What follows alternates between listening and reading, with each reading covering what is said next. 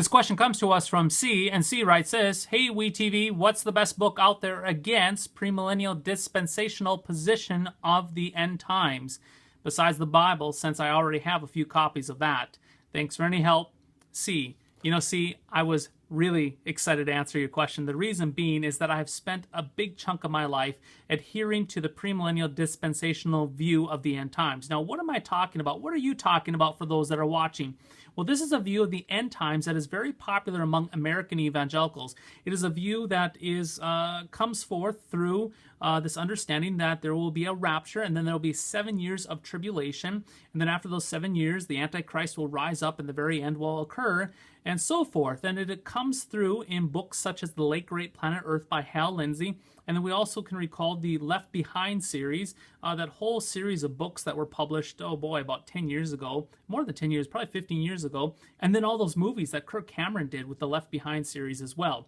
Now, with that stated, the question then is, what are some good resources to that? Now, I can only speak from my own experience coming out of that, and a couple books that were very helpful, and the first one I would like to recommend is this one published by Zondervan Publishing. It is titled The 3 Views of the Millennium and Beyond, and it is put out by the general editor of Darrell Bock, and he actually takes the different positions of the end time, premillennialism, postmillennialism, and amillennialism, and he has each person that adheres to those positions state their position. And then after each chapter, there's a refute by the other person. So it's kind of interesting to read. You hear all 3 positions and all arguments against it. That was very helpful. However, what really snagged me and grabbed me out of this premillennial dispensational point of view is the book of Revelation itself. Now, let me just communicate this here.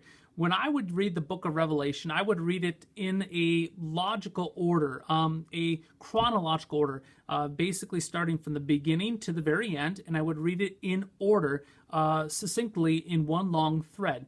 However, I came across an old study Bible, the NIV study Bible, that was put out by Concordia Publishing House, and the very beginning of that book of Revelation had a description of how to read Revelation, and it gave me an outline to consider. And it did this. It was just amazing to see. The book of Revelation, it showed how it could be read, not necessarily in a chronological order. It could be read in a spiral or circular fashion. In other words, John, in the book of Revelation, is writing in a fashion to talk about the same event, and he goes around in circles and circles and circles. He also does this in 1 John and the Gospel of John as well. I'd like to read this to you real quickly, and it says this. It says, let me find the spot. It says that each major vision from the 7 seals to the 7 bowls in the book of Revelation are talking about and discussing different aspects of the same period, namely the entire New Testament era, from Jesus' ministry to his second coming. That is John employing a spiral method. He's going around in a circle.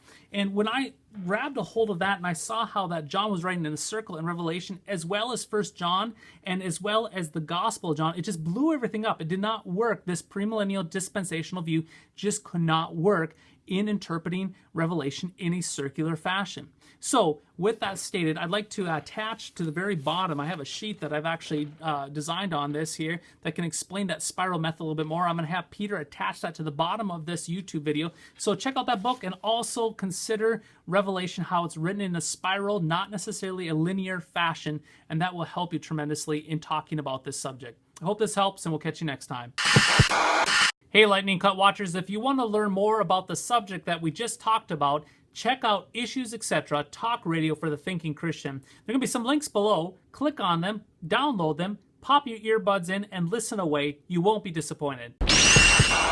Worldview Everlasting is solid, Christian, and free because it is viewer supported. Your monthly gift of $5, $10, or $25 is the reason that we can continue to improve and expand these tools for online Christian outreach and discipleship. To make a one-time donation, sign up for the Lutheran Ninja Clan regular giving, or to find information about how to put Worldview Everlasting in your congregation's budget, click Donate Now.